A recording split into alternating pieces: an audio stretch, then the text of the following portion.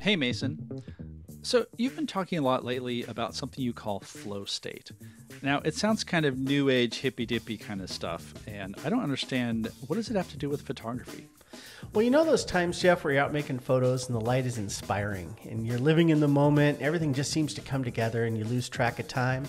You become immersed in the creative process. It's just you and your camera and it feels really, really good. Well, that's flow state.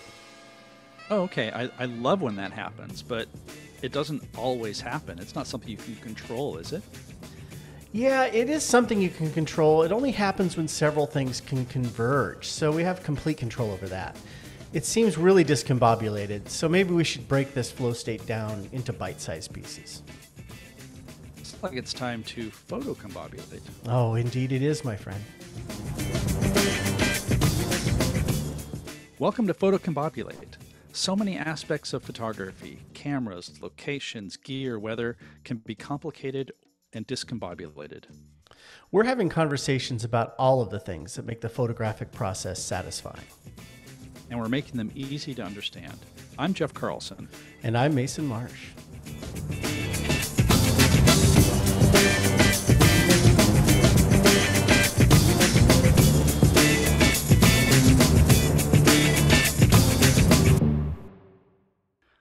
So, Mason, one of the things that I love about this topic is that it really encompasses what we're trying to do with this podcast. I mean, we're going to talk about gear, we're going to talk about all these sorts of things, but I love that this flow state discussion kind of puts everything under a big umbrella and a philosophy, if you will, of approaching photography. Because, I mean, I know that when I started as a photographer, I didn't have a philosophy. I just went out to go look for pretty pictures and see if I could make my camera work right. And as I've been a photographer over the years and taken many more photos, there have definitely been times when I've been in what I think is something like this flow state where I'm just really focused, but it seems fleeting. It's like the thing that you hope happens when you're out and the sky is perfect, or your subject is cooperating, your camera is working, and it just seems like this wonderful yet random thing. And so when we started talking about this episode, you're like, no. There's this whole flow state idea that you can exercise some control over this. You can improve the chances of getting into this pleasurable photographic state. So, I mean, I think you're probably going to be directing most of this, and I'm going to be the student saying, hit me with what you've got, because some of the stuff that we've talked about before, I have a little bit of a grasp on, but I want to know more. Tell me.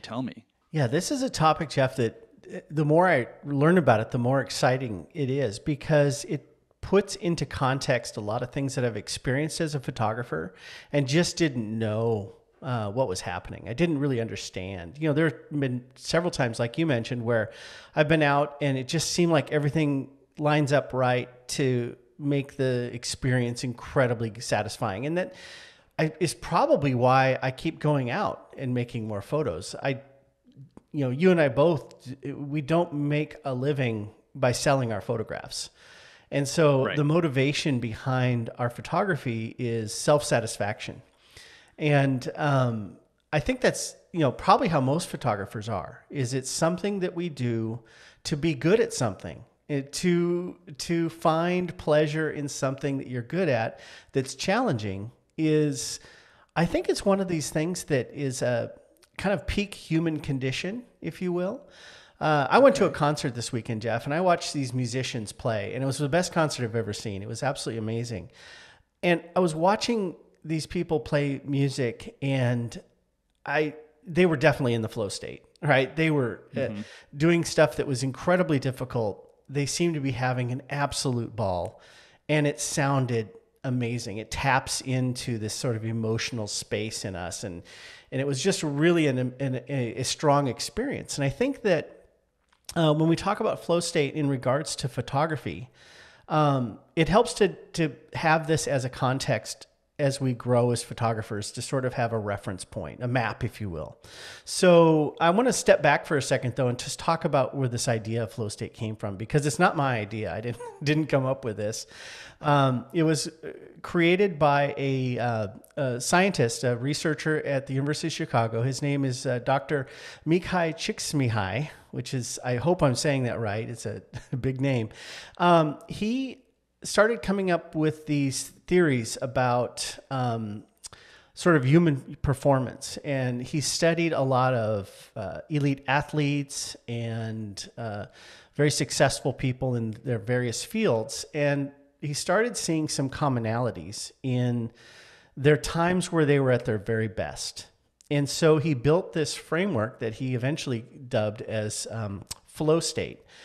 And it's really, really amazing, because when you start looking at what makes flow state happen in the human brain, what sort of sets all this going, is it's this, to boil it down, Jeff, it's a meeting of challenge and skill. And there's a graph that we're going to share in the show notes. It's definitely something you want to look at, but I can describe it. So if you picture this basic graph where there's a vertical axis and a horizontal axis, the vertical axis is challenge and the horizontal axis is skill or skill level. If we divide this graph into segments, sort of like a pie, the one that's in the bottom corner where we would have the lowest amount of challenge and the lowest amount of skill, when we're faced with a situation like that where we don't know what we're doing and we don't have the skills to tackle whatever challenge, but the challenge isn't that great, we just don't care. It's apathy. And so that little segment of the graph is apathy.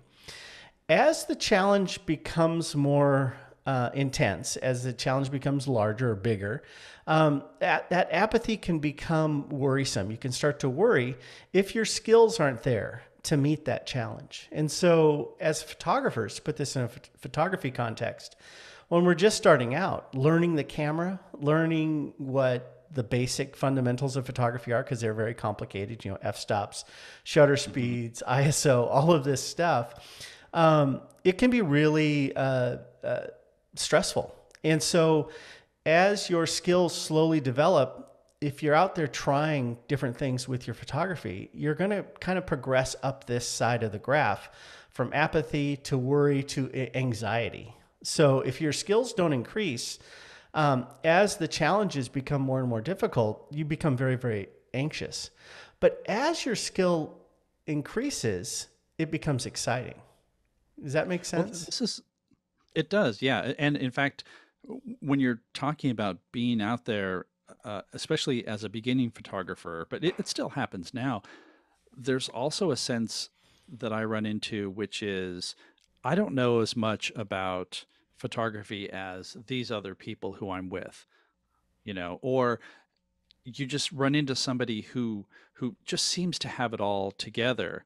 And maybe it's imposter syndrome, maybe Mm-hmm. it's just that sense of, look, I know that I know a lot about cameras and the technology, and I've been shooting for years, and yet there will be times when you're saying worry and anxiety, and I still experience that because this guy seems to know what he's really doing, and I'm looking out and my camera doesn't seem to be on the right setting, or the light isn't where I'm thinking that it should be.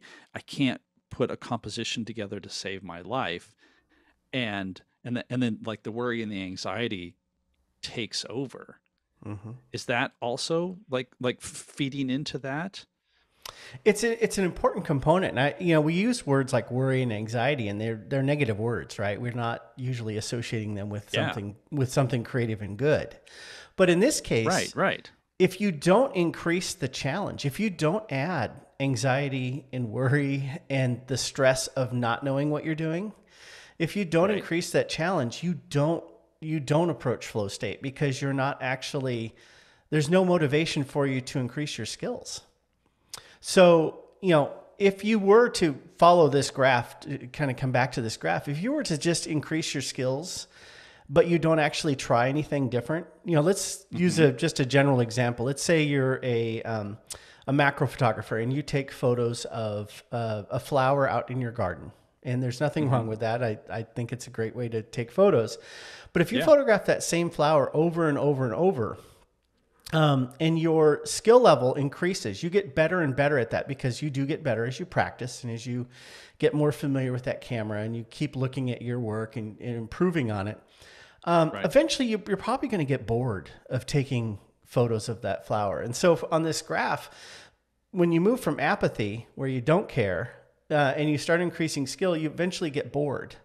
And then when you move past boredom, you get into relaxation. And in this case, relaxation isn't a good goal, because you're not challenging yourself anymore. You're not thinking about how you can be better. You're just enjoying the skills that you have.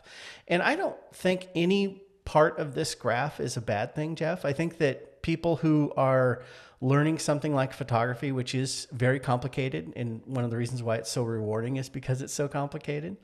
Yeah. As you progress in skills and as you increase the things that you're doing, so that you increase that challenge component, you're growing. This is all good. This is all good. Being in a flow state is sort of the end goal, but all of this is progression. And so if you have a lot of skills, and let me say you maybe have a lot of technical aptitude, and you're a master of the camera, and you start to add in harder and harder types of photography, more difficult lighting, more challenging subject matter, being able to increase your skills to meet those challenges moves you further up this graph. And so we get to excitement, we get to control.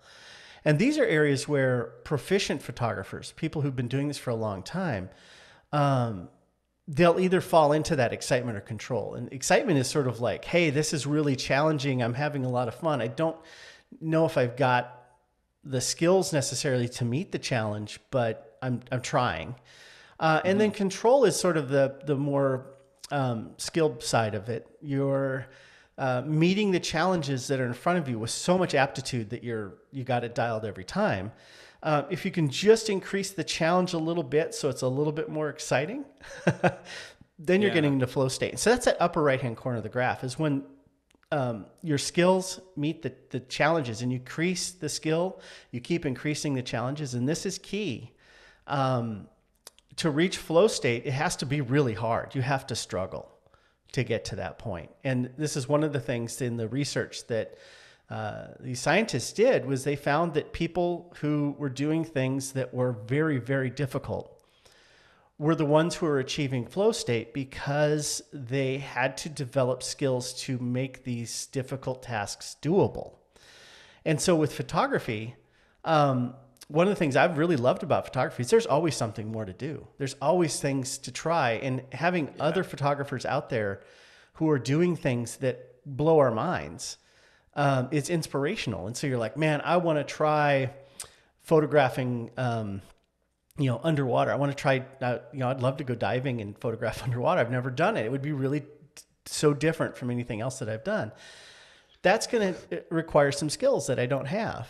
And so you just want to do that because if it's underwater, you are actually in a flow state. Oh, that could be that could be it. So Jeff, what I'd like to do to further kind of dive into this, because the original question that we asked was, what does it have to do with photography, and can we control this, right? So I'd like to break this down, and Dr. Csikszentmihalyi had set up this sort of list of components of flow state. So these are characteristics of people who are in a flow state from all of his research. They've been doing this for like 40 years now. So I'm going to read down through these, and then we're going to kind of come back around and talk about them, and how they apply to photography, and specifically how they've applied to us. So the first one on this list is the doer and the doing become one. And then the other characteristics are a sense of self disappears, perception of time is altered, work becomes effortless, there's a powerful sense of control that's achieved, intrinsic motivation takes over, Intense concentration develops. Skills meet challenges. Goals are clear and feedback is immediate. So this is Now, this a lot list of that they've come up with. Yeah. a lot of this sounds like being, in the zone. That's like one term that I've heard, which I think is kind of a sports zone. Mhm. But hopefully, we've all had some kind of experience in the zone where you're just focused on something. And sometimes that'll happen to me when I'm shooting photos. Sometimes that'll happen to me when I'm working, when I'm writing, or I'm doing page layout or something like that. But this sounds a little bit different than just being in the zone, right? It is. I think that it's a larger, kind of wider view of in the zone, because when people talk about being in the zone, it doesn't sound deliberate. It sounds almost like it's a lucky serendipity that happens I when you're fell doing into it. something. Yeah, I fell into the zone, right? Yeah, Um, yeah. but what we're talking about here with flow state is something that we attain, we try for, and I think that I've always viewed this before I started learning about flow state. I always viewed it as a benefit of doing photography was sometimes I would get to be in this flow state, which is incredibly satisfying. Hmm. And we'll talk about, it's worth talking about the benefits of being in a flow state. It really does amazing things to your brain because you're working at such a high level. And one of the things that they identified in the research, Jeff, which I thought was really interesting, is we have a limit of how much we can process in our brains at a particular time, right?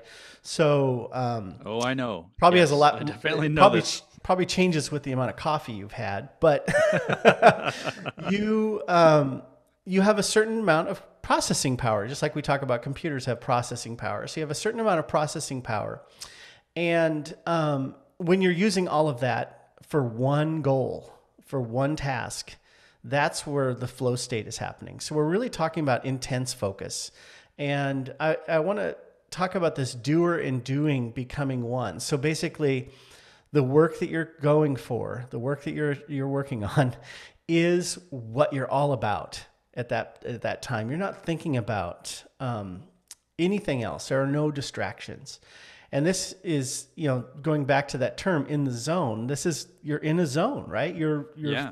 focused on one thing, which in this life is really really hard for me. It's hard for me to not be distracted by my kids or other things I should be doing with my time, because Sure. photography is something that I do for me and it's for fun.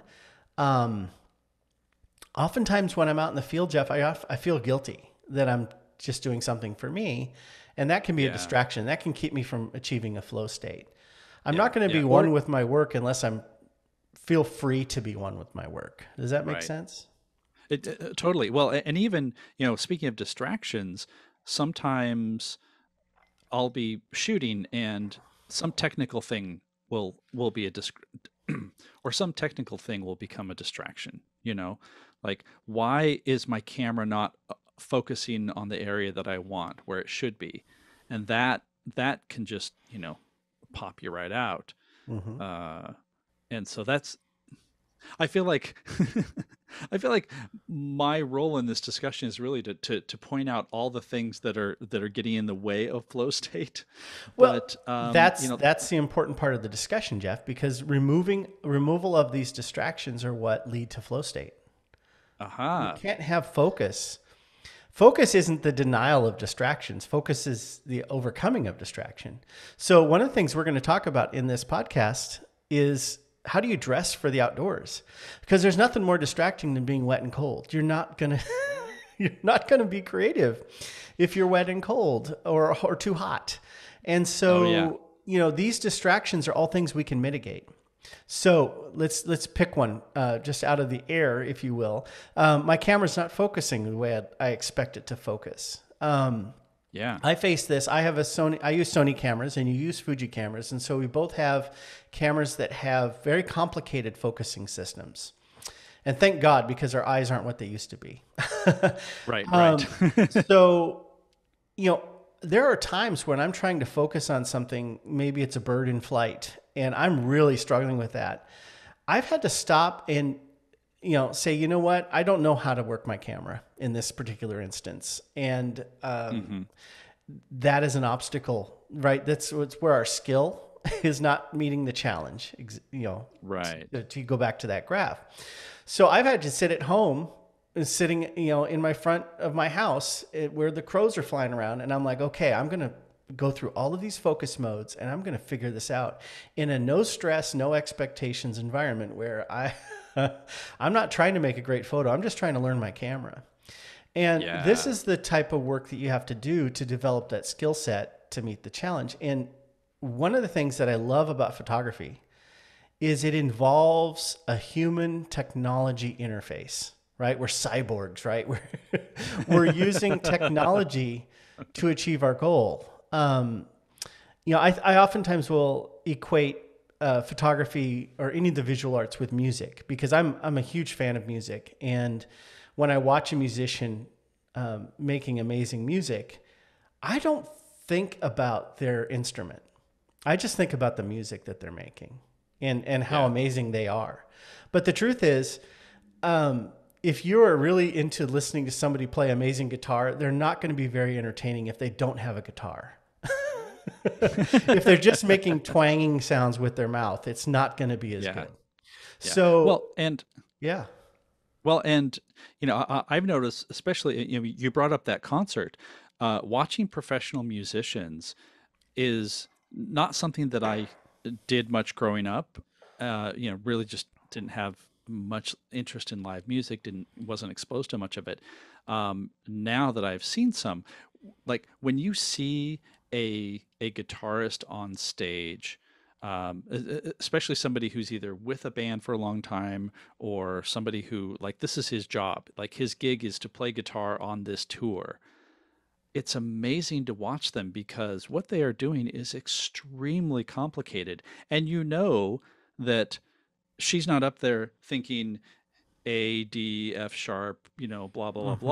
blah. Because like there's just no way to break it down like that. It becomes just second nature. Like they know where to put their fingers. They know where this thing is and then how to manipulate the sound. And I mean, that's got to be flow state in that sense because just like you said, like the doer and the doing become one. You're not looking at a person playing a guitar, you're looking at a person making music. Exactly. Exactly. And that's photography too, right? So when you're looking at, watching YouTube videos about photographers out making amazing photographs, when you Yeah. watch a photographer work, they're not sitting there scratching their head, looking at their camera, going, "I wonder what that does." There's almost no conscious thought involved. The camera is an extension of your will, and that's what we want as a photographers. We want to get so good at our technology. We want to master our technology to the point where it's no longer a distraction from the doing. And Hmm. because we rely on technology in the process, we have to know it. And there are lots of people that say, oh, it's not about the gear. And I hear this a lot in photography. It's not about the gear. It is. It's absolutely about the gear because we don't make photos without the gear.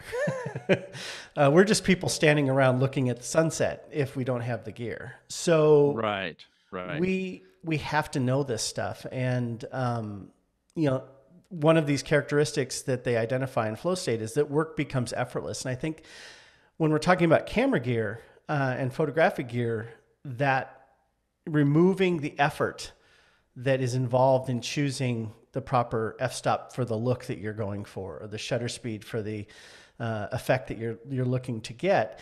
It's all part of matching your creative vision with what you're seeing on your screen. And I would like to talk about that because one of the things that I love about this discussion of flow state is that the goals are clear and that feedback is immediate.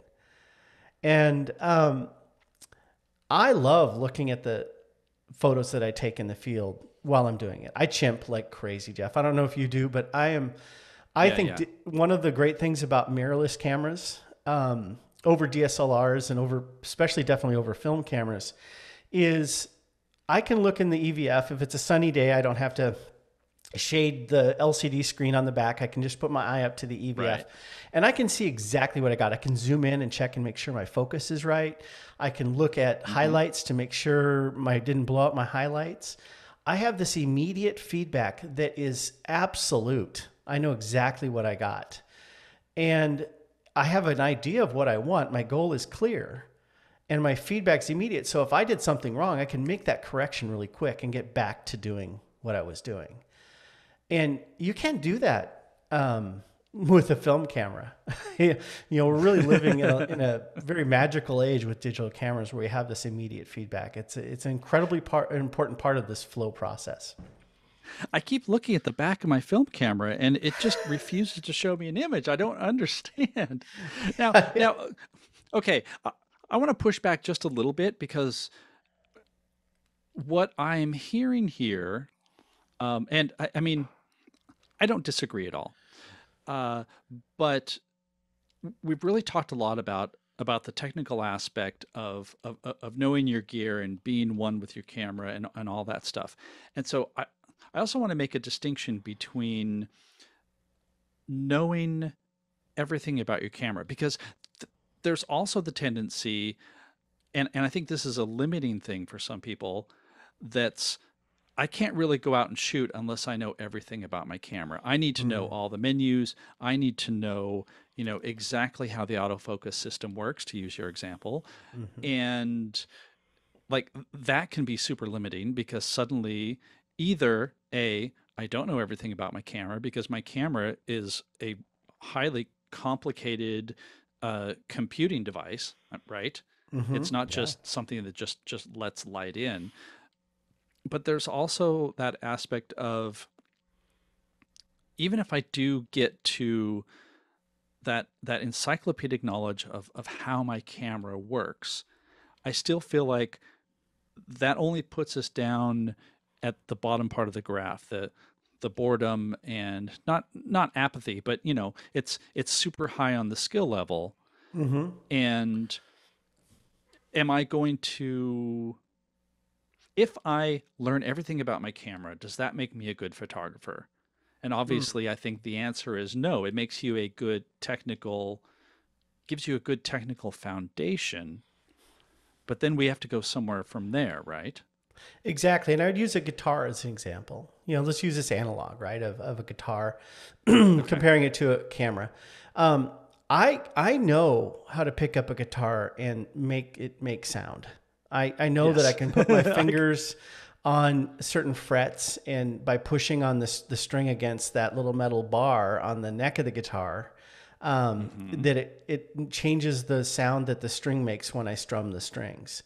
Right. I can't make music with a guitar. I just make Right. noises, right? Same here.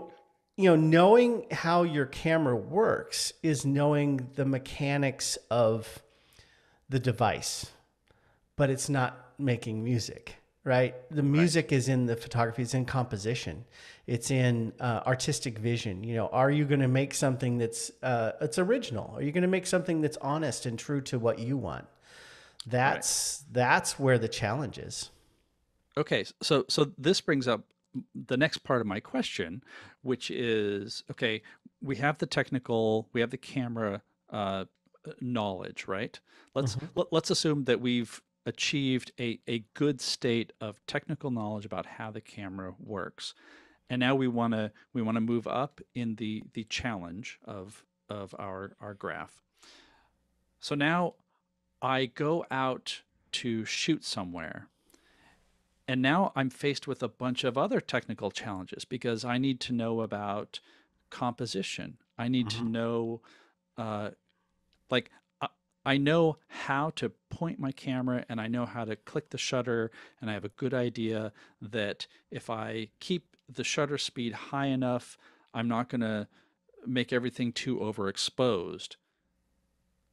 But then that doesn't really give me a good picture guaranteed. It's not like, okay, I've done X, Y, Z, and voila, now I can make a good image. So what I'm hearing is this this know-how, this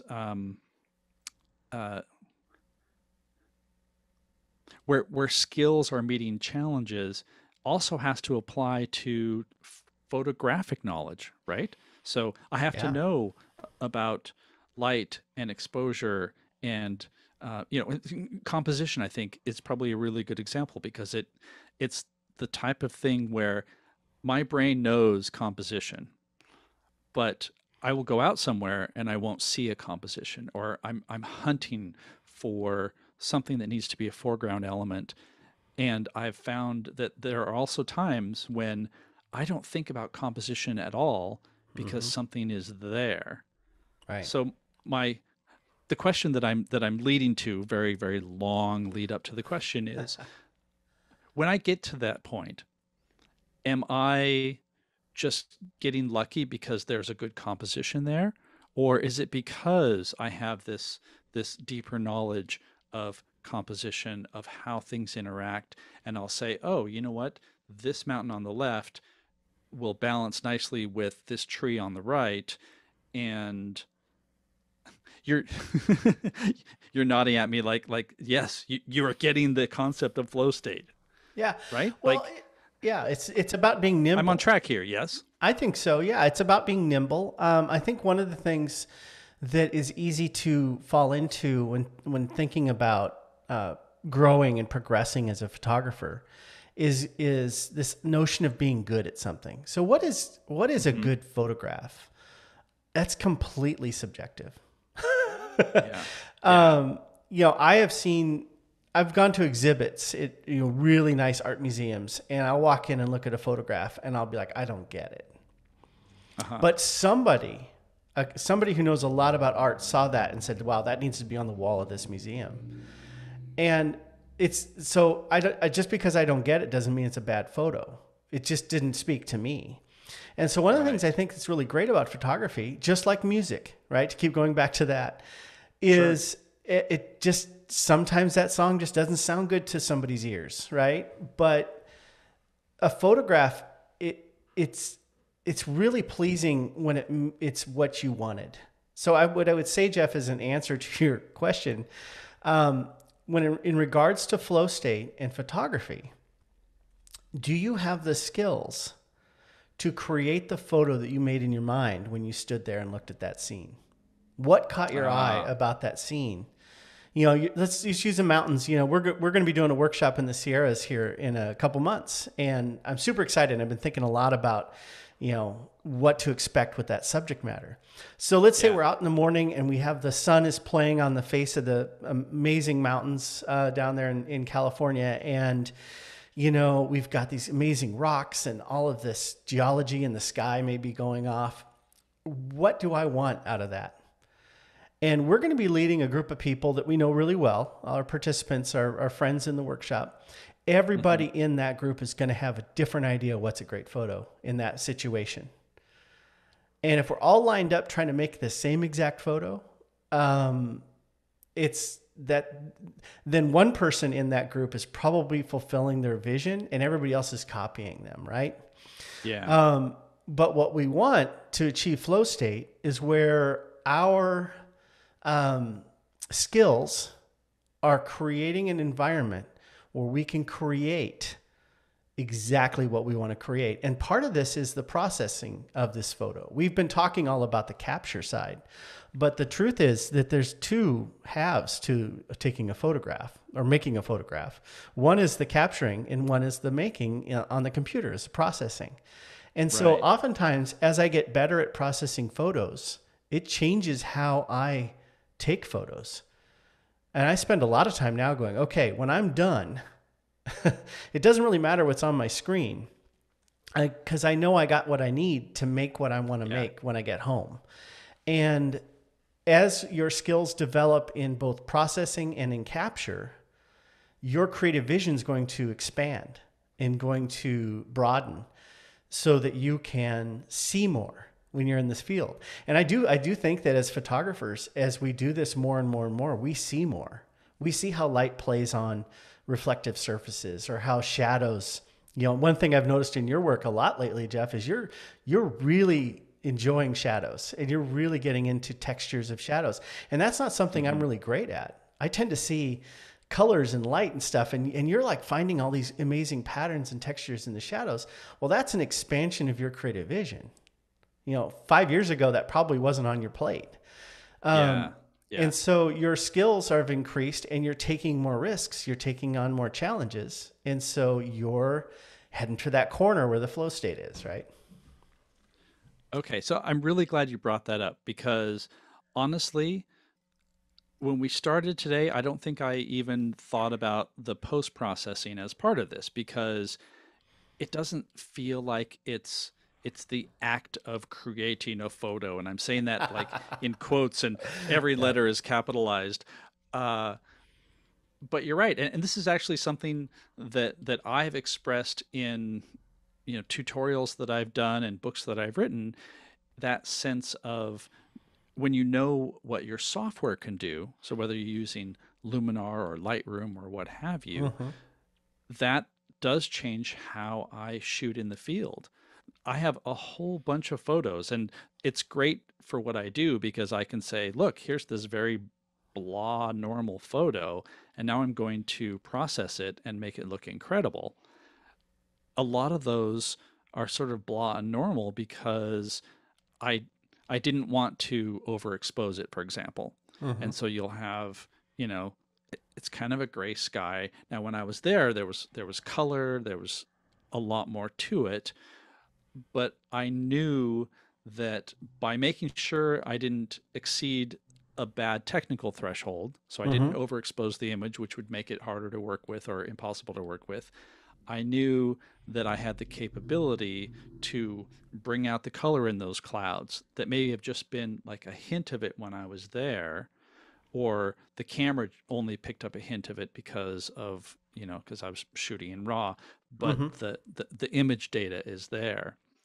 And I mean, now that you mention it, I think there have been times when I've felt a flow state while I'm editing because Right. suddenly here's this image that I knew there was some possibility, and then I realize, oh, I can bring some warmth in the rocks over here, or I Mm-hmm. can add a highlight to this crest of a wave, and that really exposes like how the color comes through the water in a translucent way, those kind of things. Yeah. So I'm really glad you brought that up because I would not have thought that at the beginning of today's episode. Yeah. And I think that, as I learned about flow state and I saw this context, right? This list of characteristics, every single one of them, I can sit down and say that, that speaks to the part of photography involving processing. That speaks to the capture side. That speaks to this. That speaks to that. And I think that I teach a lot of photography and I hear a lot of feedback from students saying, oh, I don't really like working on my photos on computer. I like to get it right in camera, right? We've all heard that. Sure. Um, Yeah. you know, Good for you. If that's the way that you find satisfaction in photography, if that's your goal, then that's a very good goal. And that's your goal. No one else can tell Yeah. you what your goal is. But for me, I do find pleasure and satisfaction in processing my photos well. It's not my favorite part of the photographic process. I really enjoy being out in the field, but I have sort of gained a really strong appreciation for how much pleasure can come from processing a photo well. And one of the steps, Jeff, and I wanted to talk about this in context with the capture side, but I think it applies to the processing side too. Hmm. One of the steps in becoming a better photographer is learning when you need to say that's enough to the people who make the rules. And there's a lot of rules in photography that we're all told Oh when we're yeah. learning, in composition and capture and all of this stuff. In processing, I remember way back when I started using Lightroom, which is years and years and years ago, I was told you shouldn't take those sliders past 20, 25%. Your photos are going to look unnatural if you push them too far. And one day I just was like, I don't know what it was. There's just one day where I was like, you know what? I'm just going to try to push that thing to 100 and see what happens. And I ended up I'm liking gonna it. fight the Adobe power. Exactly. I'm going to, somebody in a video or something at one point had said, you shouldn't do this. And I was like, okay. And Yeah. then I tried it and I was like, wait a second, that's more along the lines of what I want out of my photo. And once I sort of kicked over that rule and said, I'm going to do things the way I think they should be done, I enjoyed the photographic process more because I had one less restriction on how I was doing it. And I think that as I teach photography and I hear people give feedback about, well, I was told you can't do that. I hear that a lot. I was told you shouldn't do that. Well, that is something that's a distraction. And going back to this flow state, model, you have to eliminate distractions. And if there's a voice in your head that says that's not the way you should do it, and it's standing in the way of you doing something that you want to do, then get rid of it. Get rid of that distraction. And going back to this idea of us being able to control whether or not we get to flow state, part of this control is denying distractions and saying, you know what, I'm just going to go for it. And part of achieving a higher level of performance is taking higher levels of risk. And so, this is where the challenges come in. If you're not going to try something wild and different, then you're not going to achieve something wild and different. Right? Yeah. One of the things I also want to point out, based on what you just said, is the fact that when you're editing, everything is non-destructive. And I don't know if people really get a grasp of this, but you can absolutely yank all those sliders up to 100 and it may be terrible and you can always pull them back. You can always go back. And so, let that be an opening for creativity, because you can, I mean, this is your photo. You can make it look as garish and HDR overbaked as you want. And then hopefully, hopefully you'll see, oh, this is terrible, bring it back. I mean, you have that control and that flexibility. Mm-hmm. And so this actually makes me think of the last part of this list, talking about intrinsic motivation, like what is motivating you to go crazy with that image or not with that image. I mean, obviously there is a particular way a photo should look for it to be a good photo, right? That's how things work. Like, oh, well, if your photo doesn't have this, 3 zones and your horizon line has to be exactly in the top third, then it's not a good photo, right? Right? Yeah. Or have I just yeah, there are those rules again, Jeff. There's those rules. You're looking at me like you have learned nothing. You've heard nothing that I've said today. No, I think this is a good way to sort of put a bow on this, is to come back and remind everybody that we're talking about photography as a personal expression, as a personal pursuit, as a lifestyle choice, right? That this is something we're doing because we want to be satisfied and have fun. It's fun. And so intrinsic motivation, what that means is it only matters to you. Your self-motivation, the process of doing this is just to please you. And that's enough motivation to keep you going. Obviously, if your job as a photographer and you're a real estate photographer and your client says, I want the photos to look a certain way, your motivation is going to be extrinsic. I don't know if that's even a word, right? But it's going to be external, and it's going to be like, this is the product I'm going for. And that's a totally different experience. But we're talking about going out. No one's sending you out. You're going out and you're going to try to create a photograph that satisfies you creatively. And there are rules in photography that are worth following. There are photographs that I look at that I find incredibly pleasing, and I can point out what I like about them. Like I said before, though, somebody else might see it totally differently. But when I go to make photographs, I'm not thinking about what people are going to think of that photo. I'm thinking about what I think about that photo and what I want it to look like. And if I can achieve that goal, it's incredibly satisfying. It is an affirmation that the money I've spent on all this camera gear, the money I've spent on the travel, the time and the energy and sometimes the suffering, the early mornings, all of Mm-hmm. that pays off in an amazing photo. And you sit back and you get it done on your computer and you lean back. And we've all done this, I hope. You lean back in your chair and you go, that was worth it. That was a good Yeah. shot. Um, Well, and yeah.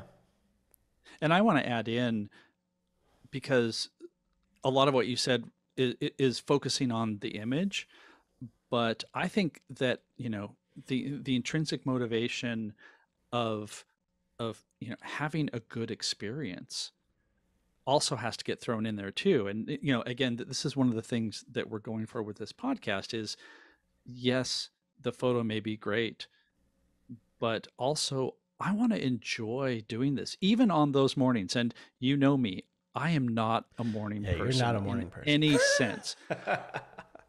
But when we're on a workshop, or if I'm, specifically getting up early to go do a photo shoot, I do enjoy that.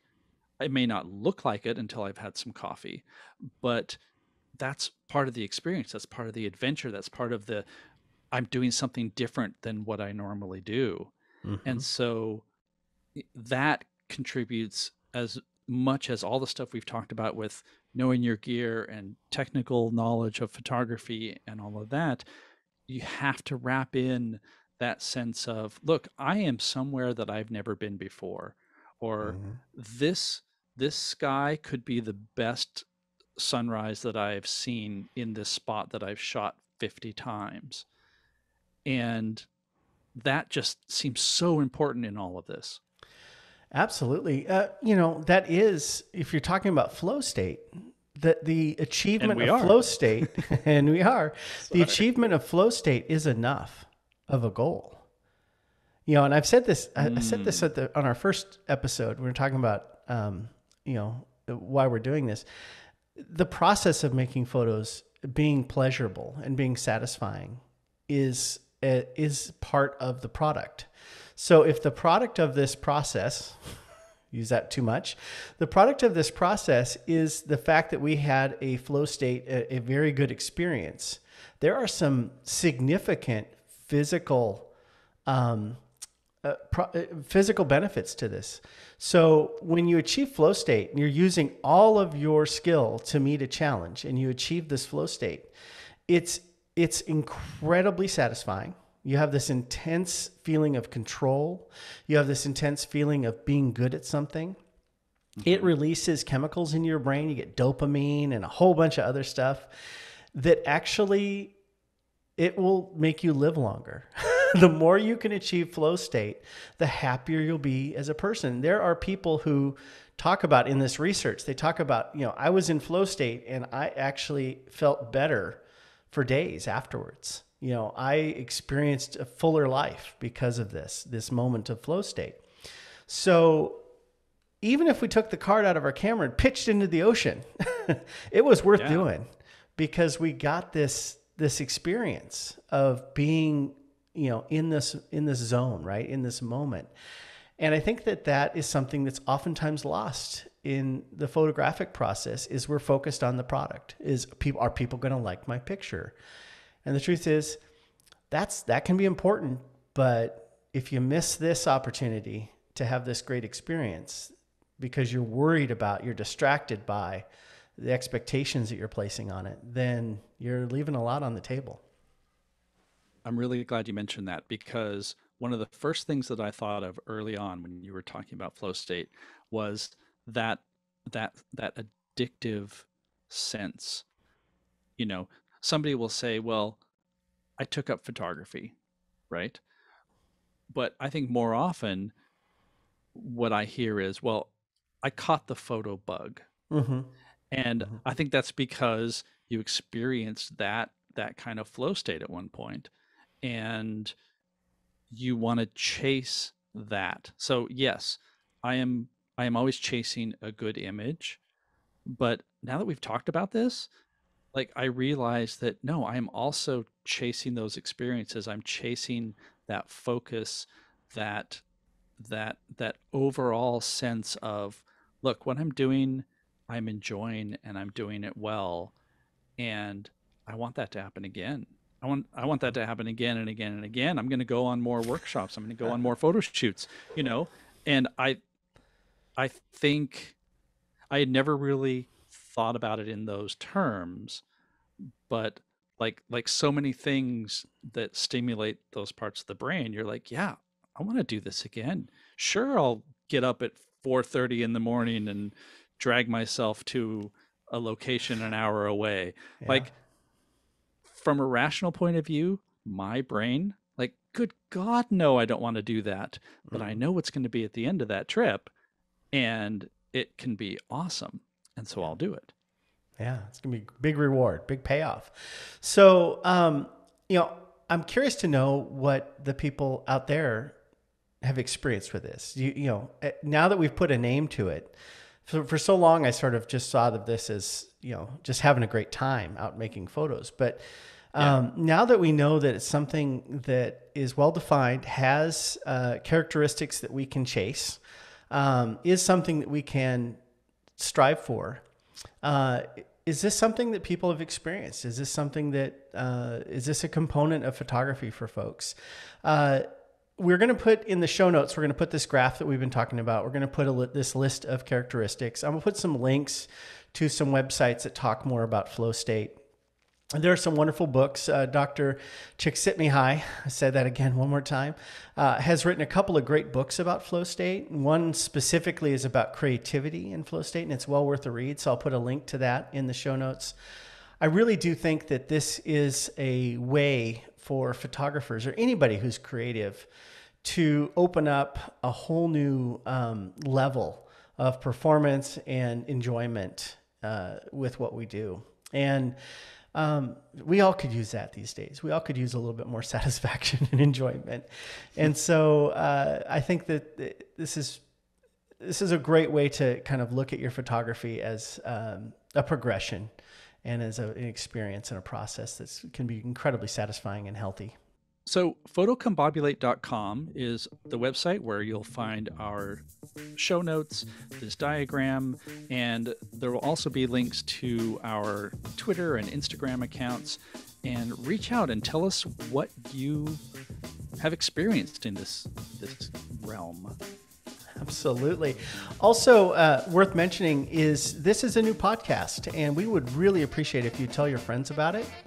We are kind of relying on people to help us spread the word organically. If you would like to make a comment or review on Apple Podcast app, we'd sure appreciate it. The more of those we get, the better we do in their machine thinking. So we do Right. appreciate any of the feedback you could give, any of the ratings. And on our website, photocombobulate.com, there's also a contact page. If you have an idea for an episode or you have a question or comment you'd like to make, go ahead and fill out that form and it'll get to Jeff and I, and we'll be sure to talk about it on a future episode. Yeah. So please subscribe and tell everybody that you know, because it makes a big difference in getting us to grow and keep talking about these things. Thank you. Awesome. Have a great week, everybody. We'll see you next time.